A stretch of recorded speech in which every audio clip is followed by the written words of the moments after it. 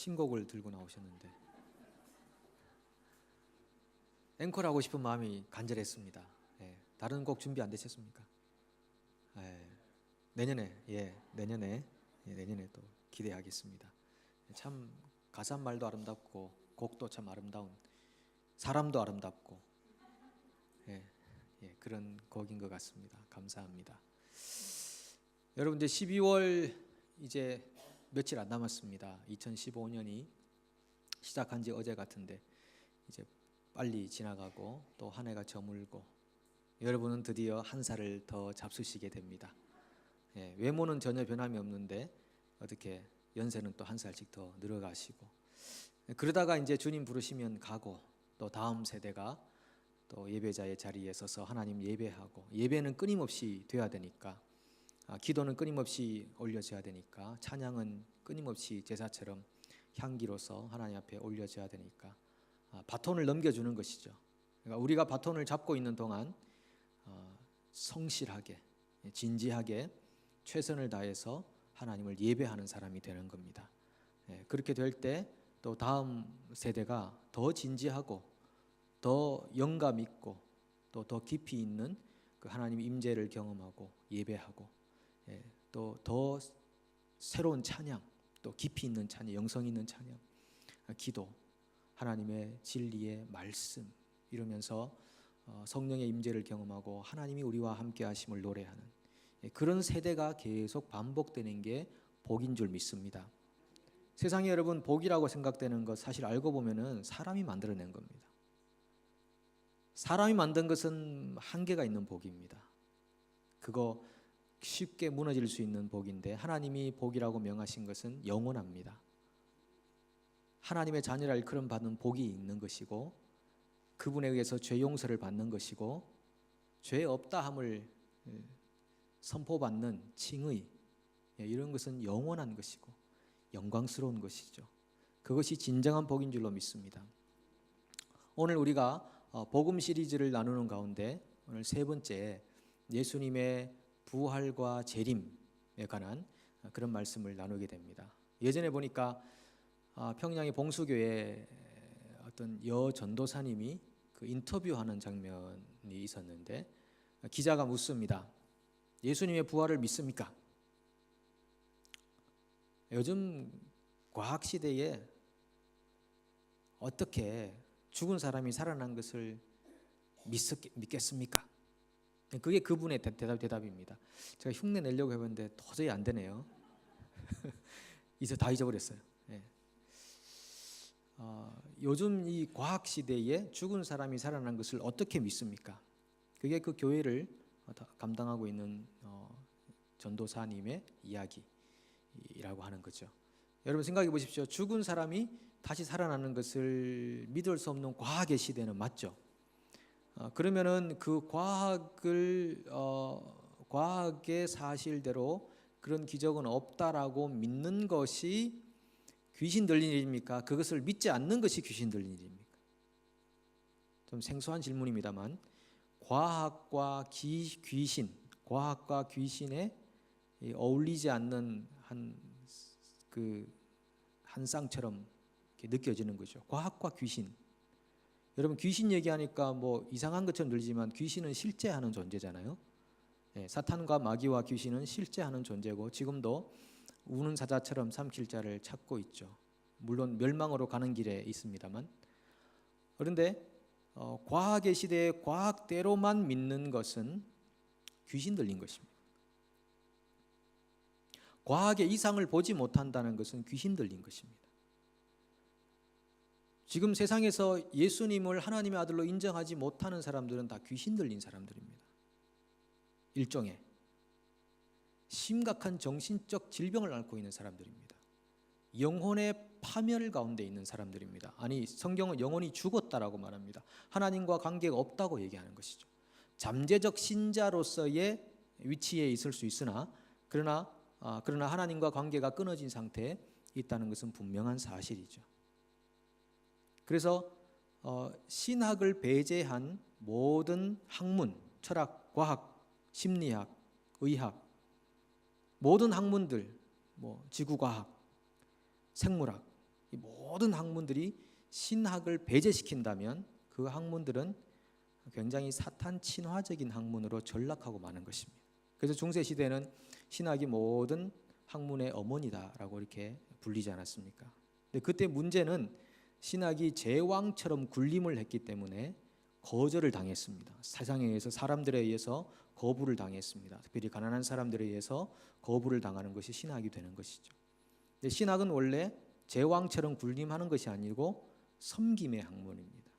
신학이 섬김의 학문의 자리를 차지할 때 결국 세상이 신학을 통해 하나님을 보게 되는 것입니다. 그러니까 신학이라는 것은 결국 성경에서 나오는 이야기들을 모아놓은 것입니다. 그것을 신학이라고 합니다. 신학이 사람들의 이성에서 나온 학문이 아니고 성경에서 말하는 것이 무엇인가를 집대성해 놓은 것이 신학이라고 하는 것이죠. 이 바울 당시에도 죽은 사람의 부활을 안 믿는 사람들이 있었습니다. 어찌 죽었다가 살아날 수 있습니까? 이것은 현대 지성인들의 공통적인 생각 아니겠습니까? 근데 만약에 예수님의 부활이 거짓이었다라고 본다면 지금 지구의 30% 정도가 기독교인이라고 불리는데 전부 다가 지금 거짓된 망상에 사로잡혀 살아가는 것이죠. 만약에 예수님의 부활이 없었다면 어떤 결과가 올까? 이게 고린도전서 15장은 부활장이라고 불리잖아요. 부활장인데 14절부터 한번 보면 한 5가지가 나오는데요. 그리스도께서 만일 다시 살아나지 못하셨으면 우리가 전파하는 것도 헛것이며 믿음도 헛것이다 라고 말합니다. 믿음도 헛거고 전파하는 것도 헛되다. 15절처럼 두 번째는 우리가 거짓 증인이 되고 말 것이다. 세 번째는요, 17절처럼 우리가 여전히 죄 가운데 있을 것이다. 죄 문제가 해결이 안 되는 겁니다. 그 다음에 넷째는 18절처럼 이미 신앙 가지고 죽으신 분들은 다 망했다. 소망이 하나도 없다는 것입니다. 그리고 마지막 5번째는 19절처럼 이 세상의 삶이 다라고 한다면 현재 그리스도인들은 세상에서 굉장히 불쌍한 사람들이다. 여러분들에게 질문을 드립니다. 여기 5개 보시고 여러분들이 5가지를 볼 때 가장 여러분 개인적으로 슬프게 들리는 것은 몇 번째입니까? 가장 슬프다라고 생각되는 거 몇 번째인가요? 정답은 없습니다. 이건 주관적인 거니까 몇 번이 제일 슬프게 다가오십니까? 뭐 개인적으로 다를 수 있겠죠. 그러면 문제를 바꿔서 저는 몇 번이라고 생각한다고 생각하십니까? 저는요 이걸 보면서 5번째 생각해 봤습니다. 가장 불쌍한 사람. 뭐 심각한 거죠. 심각한 건데 개인적으로 볼 때 부활이 없다면 지금 이 자리에 있는 거 굉장히 헛된 일을 하는 겁니다. 가장 불쌍한 사람들이죠. 집에서 요즘 드라마도 막 재미가 엄청 많고 산으로 들로 많이 갈 수 있고 그리고 세상에서 누릴 수 있는 거 많잖아요. 그런데 신앙을 가지고 있기 때문에 내가 내 마음대로 못하는 일들이 얼마나 많이 있습니까? 내 주인인 내가 아니고 하나님이시기 때문에 내가 내 마음대로 못하는 일이 얼마나 많이 있습니까? 얼마나 불쌍합니까? 사실도 아닌 부활할 수도 없는 이 세상에서 그쳐버리는 더 이상의 세계를 살지 못하는 그런 단순하고 한계적인 삶을 살아가는데 얼마나 안타깝습니까? 고3 학생이 열심히 공부를 합니다. 열심히 공부를 해서 좋은 대학 가야지 머리 싸매고 친구들 놀러 갈 때 안 가고 그다음에 야간 자습 시간에도 막 그냥 앉아서 열심히 공부하고 그리고 하고 싶은 것 다 안 하고 잠도 막 덜 자고 잠은 친구들은 잠도 푹푹 자고 해서 키도 쭉쭉쭉 크고 피부도 좋아지고 했는데 이 친구는 잠도 안 자고 피부도 나쁘고 몸도 아프고 막 그렇게 했는데 교육부에서 내년부터 대학 평준화 하기로 결정했습니다. 누구나 다 지원하면 뺑뺑이 돌려서 대학에 들어가게 합니다. 좌절입니다. 좌절. 절망이죠. 차라리 놀 걸 그랬다. 만약에 하나님이 오셔가지고 야야 이거 내가 천국과 지옥 해봤는데 아유 별로 뭐 재미없더라. 예, 지옥 가는 사람 너무 불쌍하고 천국도 보내놨더니만 또 천국에서 또 서로 크다고 막 그러고 해서 천국과 지옥 다 통폐합시켜서 낙원, 파라다이스 낙원 정도로 하겠다 이렇게 말씀하시면 어떻게 됩니까? 야 진짜 머리 싸매고 누워야 되는 것이죠. 만약에 부활이 없었다면 우리는 정말 세상을 살아가면서 정말 불쌍한 존재가 될 수밖에 없습니다. 근데 예수님께서는 잠자는 자들의 첫 열매가 되셨다. 부활하셨다. 첫 열매란 말은 다음 열매도 있다는 말씀이죠. 이것만 있는 게 아니라 예수님만 부활한 게 아니라 다음 열매도 있다라고 하는 겁니다. 여러분 예수님께서 십자가에서 돌아가신 다음에 어디로 가셨습니까? 우리 한국말 사도신경에는 빠져 있잖아요. 예, 음부로 가셨다고 되어 있습니다. 음부로 가셨다. 구약 성경에서 구약 시대 때 죽은 사람들은 전부 다 음부로 가는 것입니다. 음부란 말이 죽은 사람이 가는 곳이란 뜻입니다. 예수님께서 죽은 사람이 가는 곳 그곳에 가셨는데 거지 나사로 비유해 보시면은 그 죽은 사람들이 두 편으로 나눠져 있죠. 한 편은 막 뜨거운 불에서 물 한 방울만 적셔달라고 막 요구하는 곳이 있고 또 한쪽에서는 아브라함의 품에 안겨 있는 나사로와 같은 그런 그 공간이 있습니다.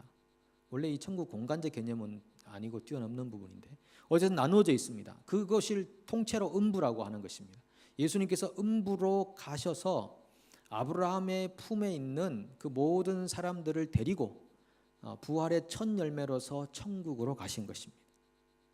그렇게 해서 부활이 완성이 되는 것을 봅니다. 그럼 보십시오. 십자가 죽음이라는 것은 부활을 낳았고요. 부활이라는 것은 다시 곧 재림을 낳게 되는 것입니다. 예수님께서 성육신, 다시 올라가신 부활, 또 다시 재림하심, 반동작용처럼 예수님께서 오셨다 가셨다 오시는 그런 것이 이루어지는 것이죠. 에베소서 4장 8절로 10절에 보면 이런 말씀이 있습니다. 그러므로 이르기를 그가 위로 올라가실 때에 사로잡혔던 자들을 사로잡으시고 사람들에게 선물을 주셨다 하였도다. 올라가셨다 하였은즉 땅 아래 낮은 곳으로 내리셨던 것이 아니면 무엇이냐. 내리셨던 그가 곧 모든 하늘 위에 오르신 자니 이는 만물을 충만하게 하려 하심이라. 이 말씀은 시편 말씀 68편 말씀을 인용해서 사도 바울이 기록한 말씀인데 그가 위로 가셨다라는 말은 내려오셨다는 것을 전제하는 것이 아니냐라고 하는 것입니다. 위로 가셨다, 내려오셨던 분이 위로 가셨다라고 말합니다. 그러면 성경을 여기서 요 에베소서만 기록해 놓았으면은 예수님께서 부활하셔서 하나님 우편에 가셨구나. 그걸로 끝이 날 수 있는데 이 성경은 전체적으로 역사적 줄기를 통해서 살펴봐야 되는데 그래야 이게 전체적인 그림이 그려지잖아요. 그 이후의 부분을 사도행전 1장 11절이 이렇게 기록하잖아요. 이르되 갈릴리 사람들아 어찌하여 서서 하늘을 쳐다보느냐. 너희 가운데서 하늘로 올려지신 이 예수는 하늘로 가심을 본 그대로 오시리라 하였느니라. 올라가신 그대로 다시 오실 것이다. 그러면 예수님께서 재림을 하신다는 것인데 재림하실 때 어떤 순서로 이 땅에 그 그리스도인들이 살게 되는가? 그 순서도 잘 나와 있습니다. 데살로니가전서 4장 13절 이하에 가면은 나와 있는데요. 여기 가시면은 어떻게 되냐면은 예수님께서 먼저 공중으로 오시고 그 다음에 먼저 죽은 사람들, 자는 사람들. 성경은 그리스도 안에서 죽은 사람들을 자는 사람들이라고 표현하죠. 잔다는 말은 깨는 것을 전제로 하고 있다는 것입니다. 자는 사람들이 공중으로 오시고 그때는 이제 신령한 몸을 입고 오는 것입니다. 그러니까 우리의 부모님이 오실 것이고요, 아브라함이 올 것이고요, 모세가 올 것이고 바울이 올 것입니다. 그분들이 다 주님과 함께 공중에서 혼인잔치합니다. 그 다음에 우리가 살아남은 우리라고 하니까 우리는 마치 죽지 않을 것처럼 말씀드립니다만 만약에 지금 오신다면 살아있는 우리가 마지막에 공중 혼인잔치를 하게 될 겁니다. 자, 그런데 데살로니가전서 4장 그 13절 이하에 쭉 가면 어떻게 되냐면요, 마지막에 뭐라고 하냐면은 그러므로 자는 자들로 말미암아 슬퍼하지 말라. 13절에서 말하고 있습니다. 자는 자들 때문에 슬퍼하지 말라. 그리고 예수님께서 재림하시면 어떤 일이 벌어지는가, 재림의 궁극적인 목적이 뭔가를 17절에서 이렇게 말합니다. 그리하여 우리가 항상 주와 함께 있으리라. 여러분, 이 구절을 읽을 때 별 감동이 없습니까? 뭐 함께 해본 적이 있어야지 뭐 함께 있는 게 좋은지 나쁜지. 함께 있기를 갈망하는 사람들은 이 구절에 거의 실신할 정도가 돼야 되는데, 제가 볼 때는 저부터도 그렇고 다들 뭐 그렇게 간절한 마음은 별로 없으신 것 같아요. 세상에 보이는 것이 너무나 많아가지고, 세상에 줄 수 있는 것들이 너무나 많아가지고, 내가 관리해야 될 재산이 너무나 많아가지고, 그리하여 항상 우리가 주와 함께 있으리라. 예수님의 재림으로 인한 결과는 우리가 주님과 항상 함께 있는 것입니다. 하나님의 사람들 속에는요, 하나님을 눈으로 직접 보지 못하는 슬픔이 있습니다. 안타까움이 있고 그리움이 있습니다. 그런 열망이 있습니다. 이런 사람들을 그리스도인이라고 부르는 것입니다. 우리가 그리스도인들을 정의할 때 날마다 새롭게 정의할 필요가 있습니다. 성경에서 말하는 그리스도인들, 정말 이 그리스도인들은 하나님을 직접 우리 눈으로 보지 못하는 것에 대한 슬픔을 가진 사람들입니다. 예수께서 우리와 동행하고 있다는 사실을 영적으로 둔감해지고 있는, 함께 계시다는 사실을 영적으로 둔감하게 느끼고 있는 것을 슬퍼하고 있는 사람들, 정말 얼굴과 얼굴을 대하여 맛보기를 간절히 소망하나 우리 육신적인 한계와 죄 때문에 주님을 깊이 있게 만나지 못하고 있는 것을 안타까워하는 사람들, 그 사람들이 그리스도인들인 것입니다. 그러다가 결국 예수님께서 재림하시면 우리가 얼굴과 얼굴을 대하면서 이제는 더 이상 떨어지지 않는, 더 이상 관계적 소원함도 없는, 우리를 막을 수 있는 그 어떤 죄도 없는 영원히 주와 함께 있는 그런 상태에 있게 될 것입니다. 그것을 성경이 그것을 우리에게 간절히 사모하라고 그렇게 말씀하고 있는 것이죠. 그래서 데살로니가전서 3장을 찾아야 되겠습니다. 지금 이래 가지고는 일이 안 됩니다. 데살로니가전서 4장을 찾아보십시오. 혼자 지금 저 혼자 신나 가지고 얘기하고 있어서 안 됩니다. 데살로니가전서 조금만 뒤로 넘어가시면 데살로니가전서 4장.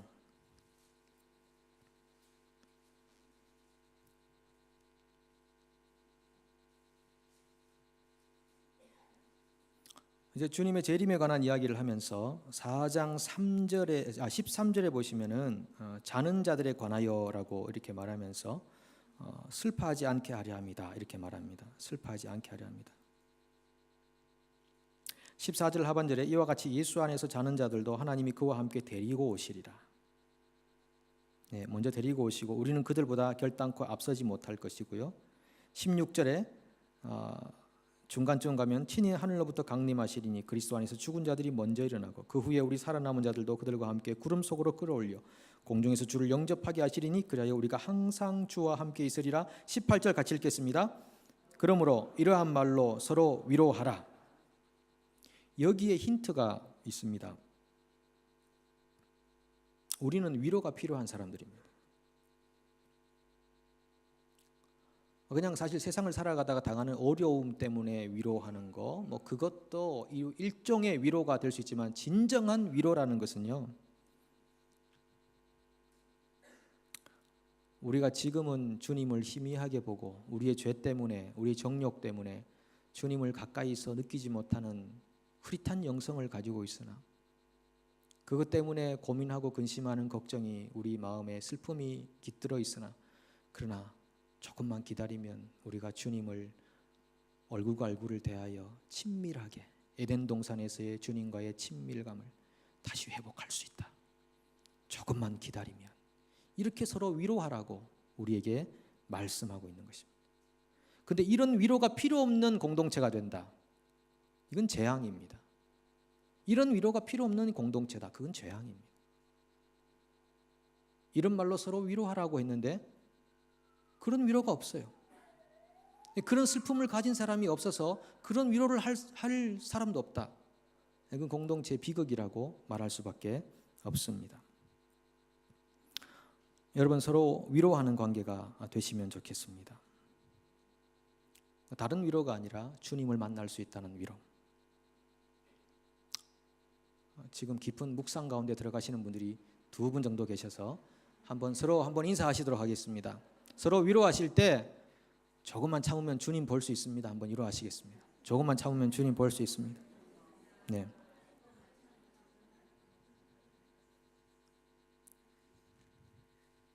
예수님께서 떠나시면서 내가 너희를 고아와 같이 버려두지 않겠다라고 말씀하셨습니다.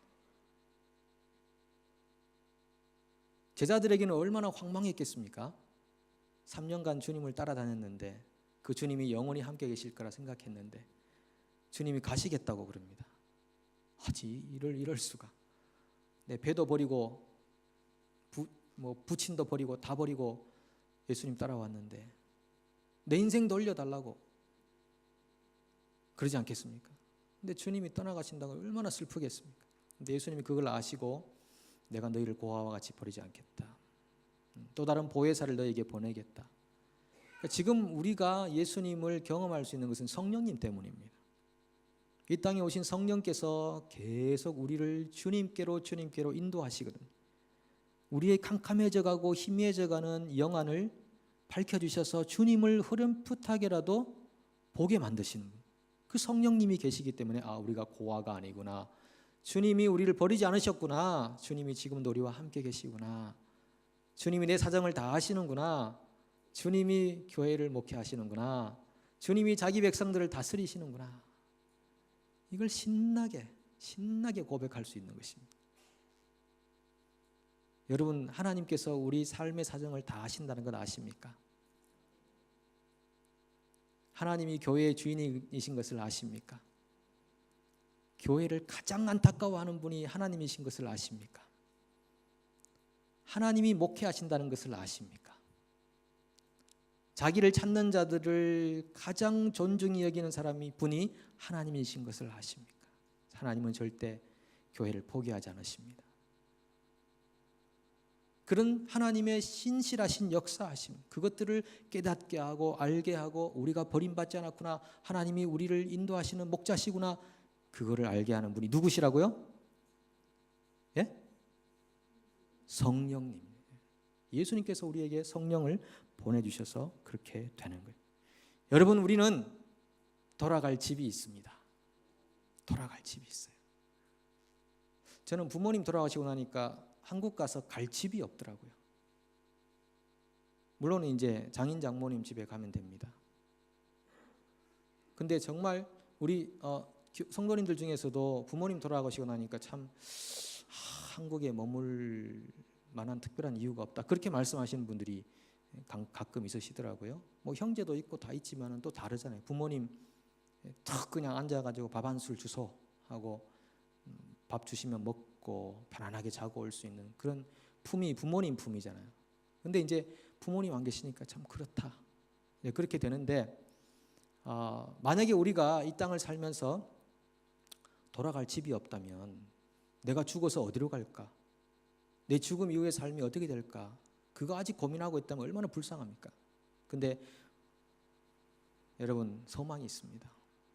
우린 돌아갈 집이 있습니다. 아버지께서 기다리십니다. 빨리 가고 싶은 분들도 계시겠지만 주변 사람을 생각하여 좀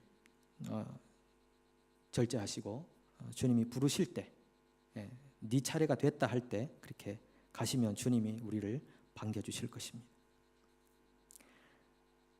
51절 52절, 오늘 본문 말씀 다시 한번 돌아가 볼까요? 고린도전서 15장 51절 52절.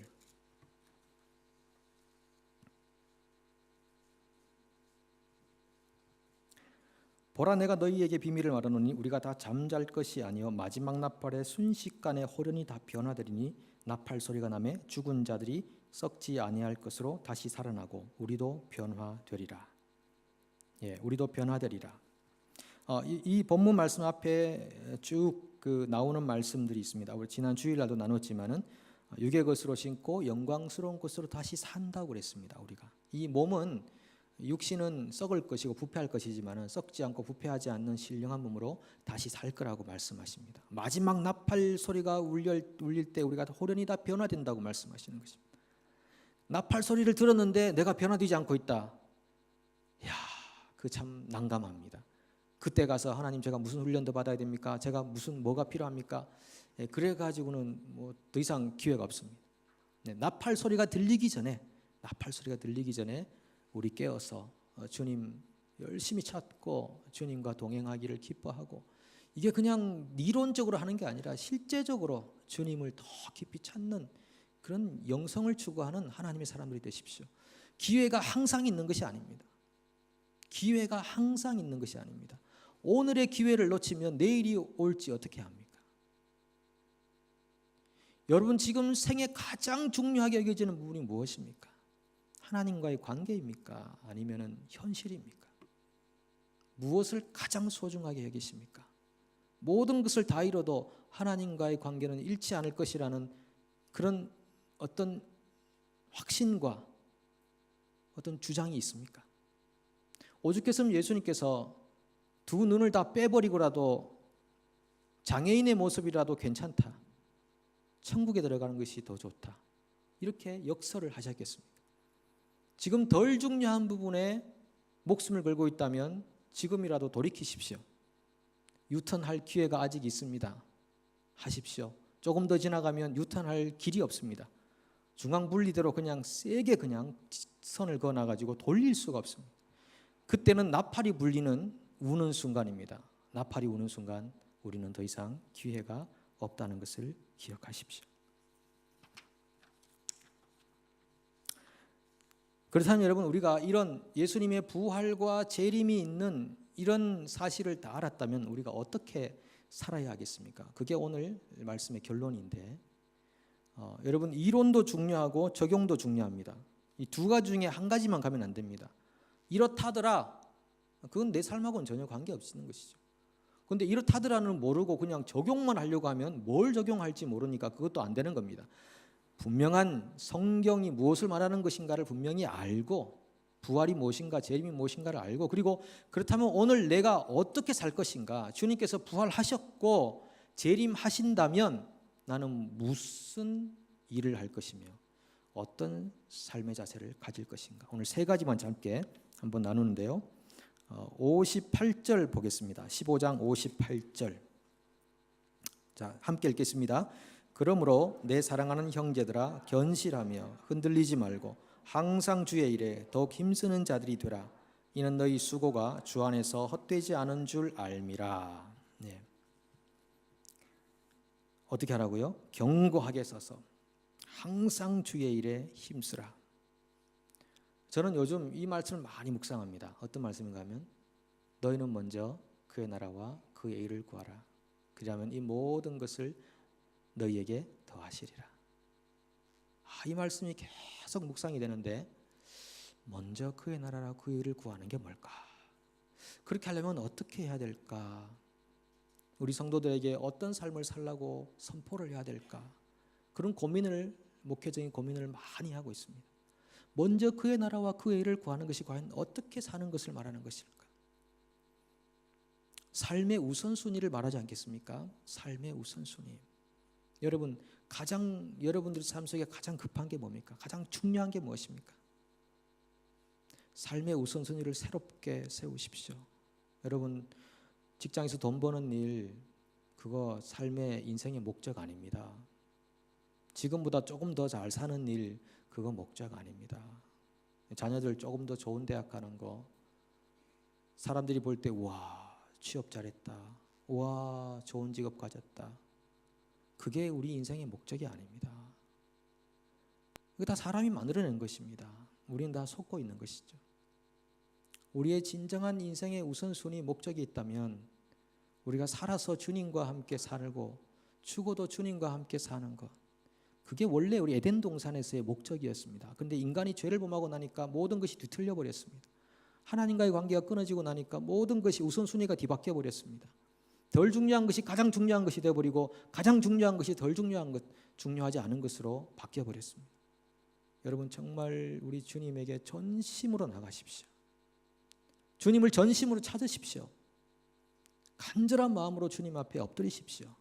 주님 나를 살려달라고, 제발 살려달라고, 내 영성이 무뎌지지 않도록 제발 날 고쳐달라고, 나 이 교만하고 아집스러운 마음을 고쳐달라고, 물질에 눈이 멀어서 하나님을 보지 못하는 이 우둔한 영성을 고쳐달라고. 혹시 제가 주님 하나님의 자녀가 아닌지는 모르겠습니다. 그런 간절한 마음과 답답한 심정으로 하나님 앞에 매달리십시오. 매달리십시오. 하나님 여러분 만나주십니다. 하나님을 만나주시면 여러분 인생이 지금보다는 좀 달라질 것입니다. 저도 마찬가지고 우선순위를 다시 세우십시오. 내년에 저희가 예배하면서 이제 그 100일 만에 통독하는 통독을 한번 해보려고 합니다. 제가 요즘 느끼는 게 어떤 거냐면요, 사람들이 시간이 많아서 범죄합니다. 삶의 우선순위가 하나님을 찾고 간절히 사모하는 데 있지 않으니까 시간이 남아도는 겁니다. 남아도니까 엉뚱한 일을 하는 것이거든요. 정말 주님을 찾는 일에 헌신적으로 내 시간을 들이기 시작하면 시간이 모자랍니다. 성령을 따라 행하라 그러면 육체의 욕심을 이루지 아니하리라고 그랬잖아요. 그런데 성령을 따라 행하는 삶이 없으니까 늘 육체의 욕심만 모이는 것입니다. 동쪽으로 안 가기 위해서는 서쪽으로 가면 되는데 서쪽으로 안 가니까 자꾸 동쪽 길만 보이는 것입니다. 시간이 남아돌아서 여유가 너무 있어서 범죄하는 인생을 살아가는 것입니다. 정말 우리가 100일 만에 한번 통독에 도전하고, 그래서 그룹을 모아서 그룹별로 하나님 말씀 계속 묵상하고 읽고, 그리고 서로 간증하고, 그렇게 하는 시간을 전반에 한 3개월, 후반에 한 3개월, 이렇게 한 6개월 정도를 그렇게 그룹별로 통독하고 서로 간증하고 그런 시간을 좀 가져보려고 합니다. 좀 기대감이 있습니다. 두 번째, 첫 번째는 삶의 우선순위를 반드시 정해야 되는 거예요. 주의 일에 더욱 힘쓰라. 먼저 그의 나라와 그의 일을 구하라. 두 번째, 한 번 더 가겠습니다. 데살로니가전서 3장 12절 13절. 데살로니가전서 3장 12절 13절.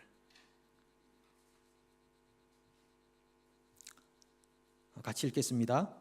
또 주께서 우리가 너희를 사랑함과 같이 너희도 피차간과 모든 사람에 대한 사랑이 더욱 많아 넘치게 하사 너희 마음을 굳건하게 하시고 우리 주 예수께서 그의 모든 성도와 함께 강림하실 때에 하나님 우리 아버지 앞에서 거룩함에 흠이 없게 하시기를 원하노라. 두 번째는 거룩하고 흠이 없는 삶입니다. 하나님께서 우리를 선택해서 그의 백성으로 만드셨을 때 최고의 목표가 뭔지 아십니까? 퍼펙트한 존재를 만들겠다는 것이었습니다. 대충 한 50점짜리 사람이 아닙니다. 90점 아닙니다. 100점입니다. 하나님께서 우리를 불러서 하나님의 자녀로 만드시고 그리스도의 형상을 닮아가는 사람으로 초대하실 때에는 분명한 목표가 있었어요. 그게 퍼펙트입니다. 성경이 그렇게 말합니다. 온전한 사람을 이루게 하는 것.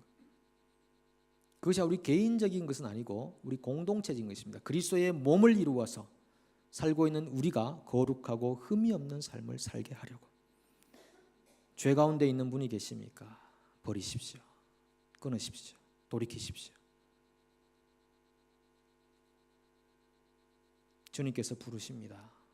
주님께서 간절히 찾습니다. 돌아오라.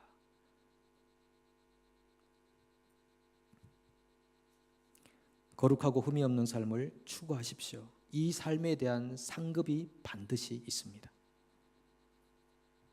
마지막 데살로니가전서 5장 11절. 데살로니가전서 5장 11절. 그 바로 뒷장에 있죠. 5장 11절. 같이 읽겠습니다.